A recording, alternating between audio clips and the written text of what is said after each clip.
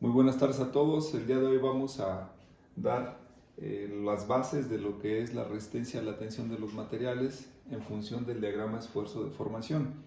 Para determinar la resistencia a la tensión de los materiales se utiliza un ensayo que es el ensayo de tensión. Para poder llevar a cabo el ensayo de tensión necesitamos atender a una norma. En este caso puede ser, por ejemplo, la norma ASTM E8, puede ser una norma ISO. Existen diferentes tipos de probetas que se pueden utilizar en función de las características de los materiales para poder determinar el comportamiento esfuerzo-deformación de los materiales. Pueden ser, por ejemplo, cilíndricas o pueden ser rectangulares, pero siempre hay que atender a una norma, a un estándar para poder tener resultados confiables de lo que estamos esperando con respecto a la resistencia a la tensión de los materiales, que al final determina el comportamiento esfuerzo-deformación, y ese es el comportamiento mecánico a la tensión de los materiales. El ensayo de tensión pues justamente mide eso, la resistencia de un material para cuando se aplica una carga que es gradual.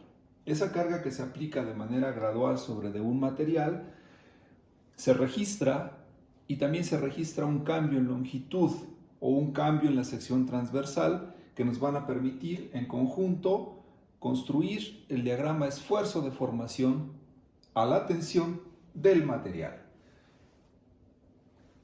Mencionábamos entonces que había diferentes geometrías y dimensiones de probetas que se pueden utilizar para realizar el ensayo de tensión. Aquí se muestra el esquema de una probeta de tipo rectangular, con una configuración rectangular. Es importante definir, en función de la geometría y de las dimensiones, ciertas dimensiones específicas que nos van a permitir calcular las cantidades desde el punto de vista de la fuerza, el esfuerzo y la deformación en función del cambio en longitud.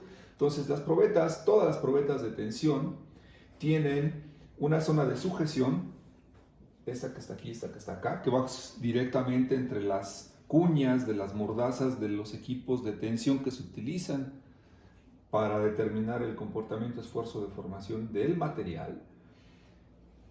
Hay una zona reducida, hay una longitud reducida del material que es justamente la que se va a someter al ensayo.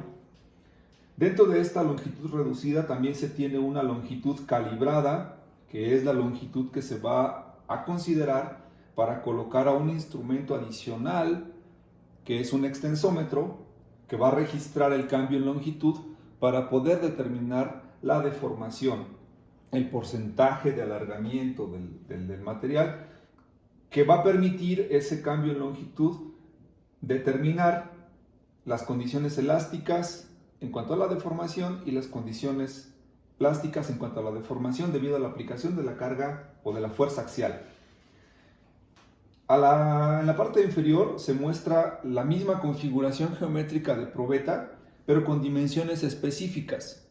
Tenemos, por ejemplo, una longitud total de una probeta de 200 milímetros con un espesor específico y con dimensiones también específicas de la longitud reducida, del ancho y de la zona de sujeción.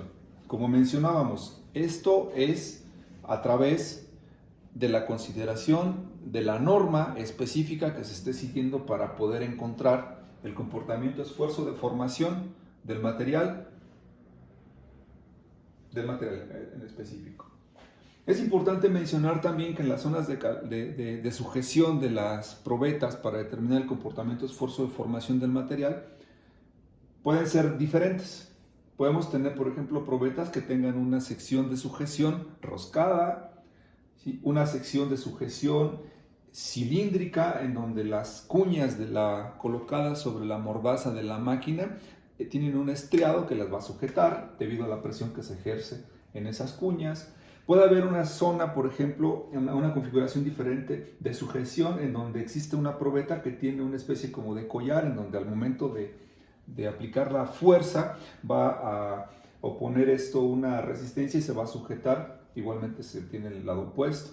Pueden ser probetas también en donde tengamos un perno que atraviese a la probeta y de manera específica pues ese perno está sujeto a un cortante pero que sujeta la probeta durante todo el ensayo. O inclusive tenemos probetas que pueden ser totalmente de mordazas dentadas, en donde las probetas que se utilizarían en este caso serían planas, en donde debido a la presión ejercida sobre la probeta pues establece la sujeción. Miren, entonces las máquinas que se utilizan para realizar el ensayo de tensión son máquinas que generalmente les llamamos universales por la versatilidad que tienen para poder hacer diferentes tipos de ensayos. Aquí, por ejemplo, se muestra algo en donde no solamente se dice de la parte del ensayo de tensión, sino también se pueden utilizar, por ejemplo, para hacer ensayos de compresión, de flexión, de fatiga, etc. Esta es una imagen de una máquina que se utiliza para poder determinar un ensayo, para poder realizar un ensayo de tensión, en la cual pues, se coloca la probeta, existe una porción de la máquina, una zona en donde se mantiene fijo, y otra porción en donde el actuador en este caso va moviéndose gradualmente y estirando la probeta, y ese cambio en longitud se ve reflejado en la celda de carga que nos va a permitir que podamos tener un comportamiento de la fuerza en función del cambio en longitud de la sección reducida de la probeta para poder construir el gráfico esfuerzo de formación del material. Aquí hay un esquema del comportamiento esfuerzo de formación de un material dúctil. No todos los materiales se comportan de manera dúctil. Se utiliza este esquema para fines prácticos y poder definir las diferentes partes y los diferentes resultados que se pueden obtener de la construcción del gráfico esfuerzo de formación que se obtuvo de la medición de la fuerza durante el ensayo y del cambio en longitud de la zona reducida de la probeta, de la longitud reducida de la probeta, para poder determinar el gráfico esfuerzo de formación. Decíamos entonces que no todos los materiales tienen un comportamiento dúctil, pueden tener un comportamiento frágil. Ahora la explicación se va a centrar en el comportamiento dúctil de un material. Normalmente esto es un comportamiento de un material metálico, ¿sí? Por ejemplo un acero, un aluminio, que tenga cierta capacidad para deformarse.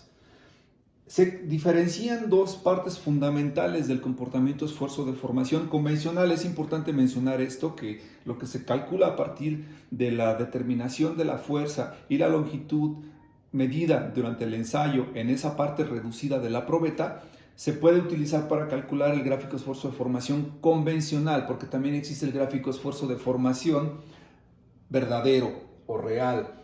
Entonces hay dos zonas específicas muy bien definidas. Una parte que establece una zona lineal o recta que define las condiciones elásticas del material, y otra que define el comportamiento plástico. Es decir, en la primera zona tenemos una proporcionalidad del esfuerzo con la deformación y nos permite encontrar a una cantidad muy importante que es el módulo de elasticidad o el módulo de Young. Al principio tenemos un esfuerzo cero y una deformación cero.